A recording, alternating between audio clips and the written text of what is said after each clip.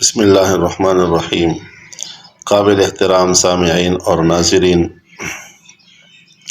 نماز کے بارے میں، پھر خاص کر نماز کے اندر جو اہم رکن ہے سجدہ کے بارے میں ایک خاص اور ضروری بات سب مسلمان بھائیوں کے سامنے بیان کرتا ہوں،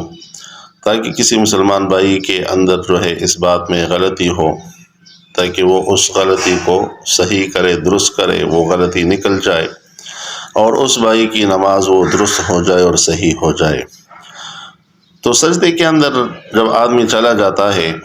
تو عام طور پر لوگوں سے یہ غلطی ہو جاتی ہے کہ سجدے کے دوران کبھی ایک پاؤں اٹھا لیتا ہے، کبھی دونوں پاؤں اٹھا لیتے ہیں،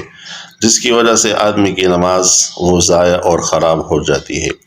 تو نماز کے اندر، بالخصوص سجدے کے اندر، آپ کے دونوں پاؤں نیچے زمین کے ساتھ، صف کے ساتھ بالکل متصل اور اکٹھے ہونے چاہیے، اور پاؤں کی انگلیاں قبلے کی طرف ہونی چاہیے، اور آپ کی جو نظر ہے وہ آپ کی ناک پر جو ہے وہ ہونی چاہیے، اور توجہ کے ساتھ 3 مرتبہ سبحان ربی الاعلیٰ وہ پڑھنا چاہیے۔